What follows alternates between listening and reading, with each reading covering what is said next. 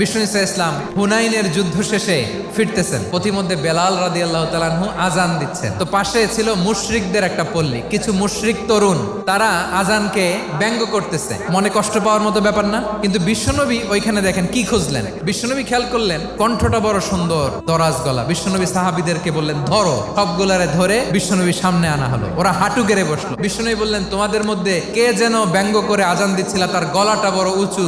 আবু মাহজুরা বলে আমার বন্ধুরা সবাই আমার দিকে আঙ্গুল দেখায়। আবু মাহজুরার মাথায় হাত দিয়ে বললেন এবার আজান দাও দেখি। আবু মাহজুরা বলে আমি তো আজান দিতে জানি না। বিশ্বনবী বললেন তাহলে আসো আমি তোমারে শিখাই দেই। বিশ্বনবী একটা বাক্য পরে, আবু মাহজুরা পরে, বিশ্বনবী পরে, আবু মাহজুরা পরে। আবু মাহজুরা বলে এক একটা বাক্য পড়ি আমার কলিজাটা গলে ঠান্ডা হয়ে যায়। বিশ্বনবীর সাথে দাঁড়িয়ে উনি শাহাদা পড়ে মুসলমান হয়ে গেলেন। বিষ্ণু ইসা ইসলাম বললেন যাও আবু মাহজুরা, আমি তোমাকে পৃথিবীর শ্রেষ্ঠতম মসজিদ মক্কার মসজিদুল হারামের মুয়াজ্জিন হিসেবে অ্যাপয়েন্ট করে দিলাম।